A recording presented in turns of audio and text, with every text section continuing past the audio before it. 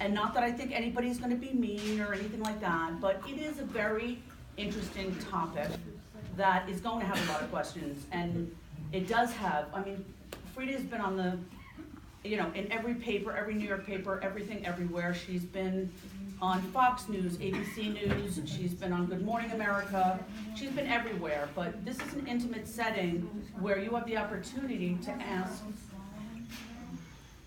this is an intimate setting where you have the opportunity to, really ask whatever you want. We just say, ask it as if you were asking yourself that question. So, with no further ado, Frida's gonna talk for about 15 minutes, and then I have questions. We can do it in a casual way, that if you have questions that you wanna elaborate on that, I think we can do it that way. And let's learn a little bit about Frida, and maybe why she had twins at 60. And now that she's 7 years old, she has a 10-year-old, she has a 15-year-old, two 10-year-olds, twins, 15-year-old, and she has grandkids. She has a daughter in her 30s, and a son in his 40s. And yes, the son has children, and his children do play with the twins, who are 10. So they do stand at the kitchen window looking out, as she looks at her boys and looks at her grandkids. So with no further ado, we're just gonna fill us in a little bit on her life, and then I'm gonna ask probably a lot of the questions that you're looking to ask as well. So thank you, Frida, for being here. That's the first thing. Really happy. First of all, welcome. Thank you for coming today. Women are coming out of the closet about age. And when I'm going to the supermarket, in the parking lot, I don't even know who they are. They'll tell me their age. So it's a quiet revolution that we're entering right now. And as women become more powerful, can you hear me now? Sorry. As women become more powerful, age will be less significant. In Newsweek, I was quoted as saying that ageism needs to be redefined. I was on a show with Rod Stewart, who had a child at the same age that I had a child, and nothing was said to him, but the reason I was on the show was because I had that child at the same age. Also, Oprah interviewed me for the same reason, and Donald Trump was also on that show, and no one asked him about his age and his child.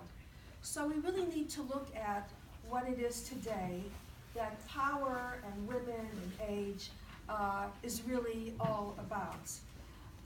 It's interesting because my journey in having a child later on all started, and you can imagine yourself at the age of 43 finding out that you're pregnant. 3 months later, I was going to a seminar for my PhD, and I was ecstatic. I was pregnant. I was going to give birth to a new career. It was wonderful. So from New Jersey, I went to San Diego, and then from San Diego, I went to visit my family, who was in Florida at the time. And when I got off the plane, I found myself cramping. I didn't feel so great.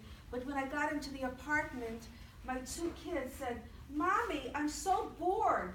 I looked at my husband, I looked at my parents. What were they doing all this time?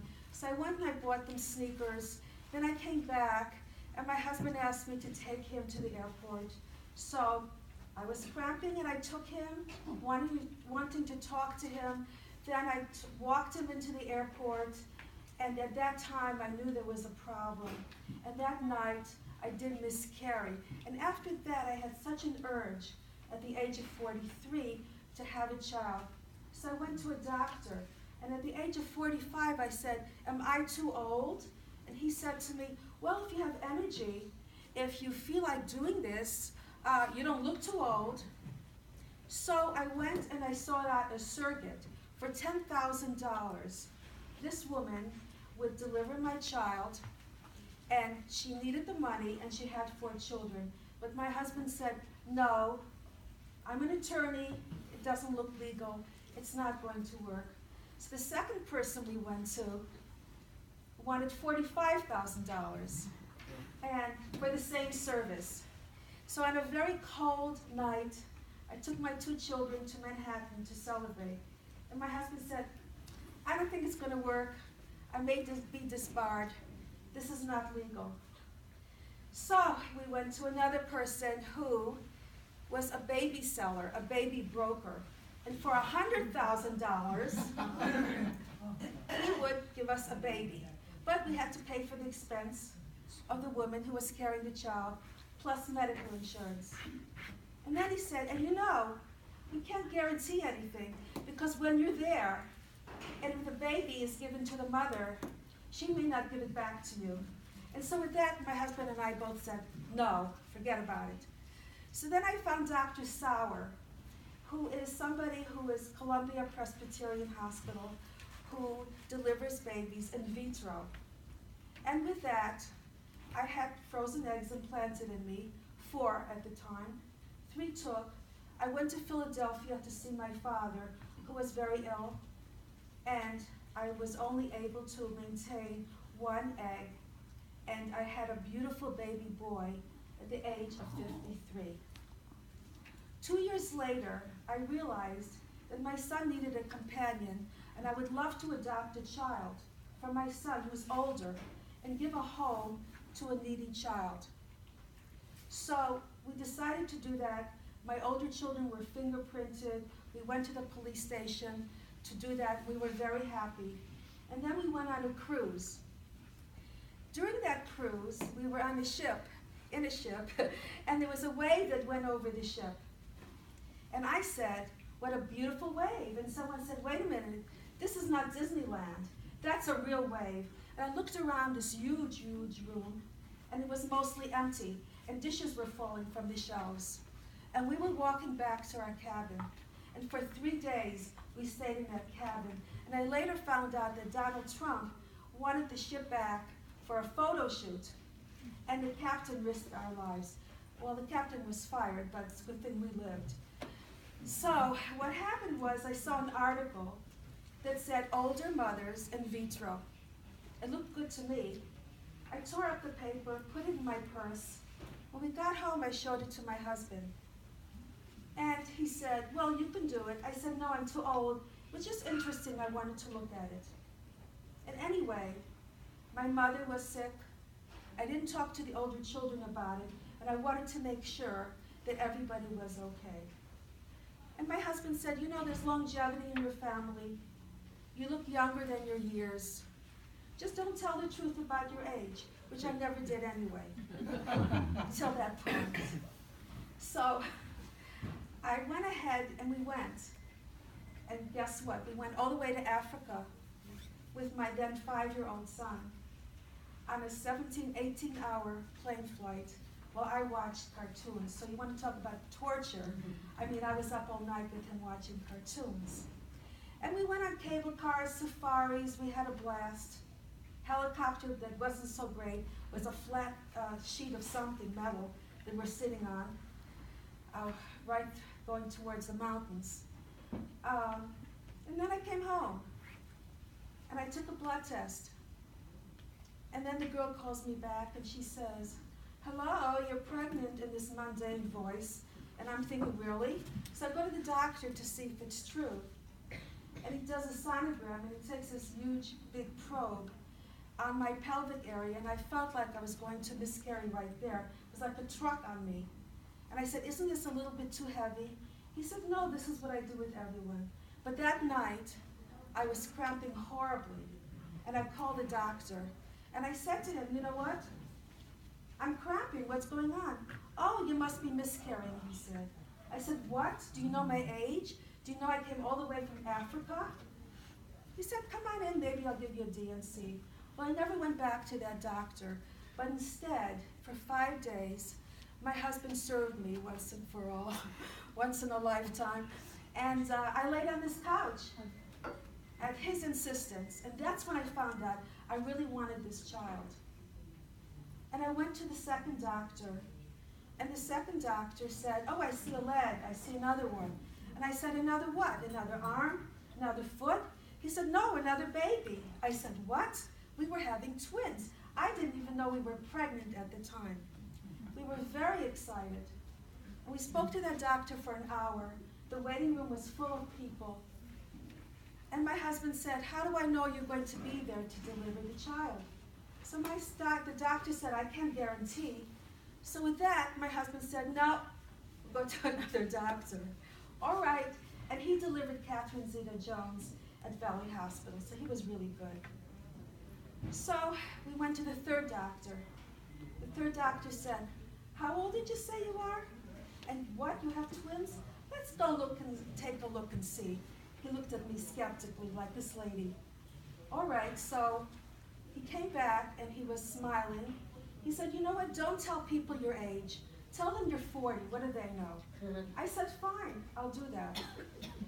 The next time I had an appointment, I get off the elevator, and the head of obstetrics sees me and says, and he kisses me on each cheek and says, listen, tell the women of the world your age. And I said, why? I've always lied about my age. Why should I bother? Because you can make a difference. All right, I figured, why should I be so vain? I'll go ahead, I'll tell the people my age. My husband decided that this doctor, who was Muslim, and we're Jewish, would not do such a great job. So the doctor wanted to back out of it. My wonderful husband. So then, I called the doctor and I said, please, I'll name the baby after you. I want you to be my doctor. Well, I fell in love with this guy. He had a manicurist come to my room, and he really took such care of me. He made cookies for me, took the almonds and crushed them by hand himself. I wouldn't let anyone touch those cookies. They were just for me. He was so wonderful. But you know, I did deliver 2 beautiful boys at the age of 60, and there was media blitz all over me. I mean, I had 2020, I think Elizabeth Vargas said to me, so when are you going to retire already? So I said to her, I guess when I'm 80. And she looked at me, okay.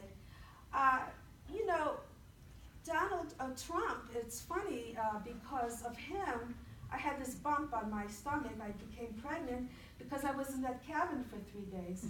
And also I was taken off one of the shows because Donald Trump decided to be on the same show with Oprah. So I just want to tell you that having children at 60 is not all that defines me. Because guess what? I'm not stopping. In my mid-60s, I redefined myself and had a second career. And that career is being in the media, believe it or not. When I was 18, that's what I wanted to do. But I didn't do these things because my parents wouldn't approve of it. I had Orthodox Jewish parents, and being on television was like the worst thing you could do. So as a psychologist, I was given an opportunity to be in the media, on the radio, and television throughout the country. And I had really interesting experiences, and one of the experiences I did have was because radio can be in your office, in your home today, you don't have to go to a studio, I decided to do it in my office, in my home. And my children were there, watching television. I hired a babysitter. Everything was fine. The phone rings.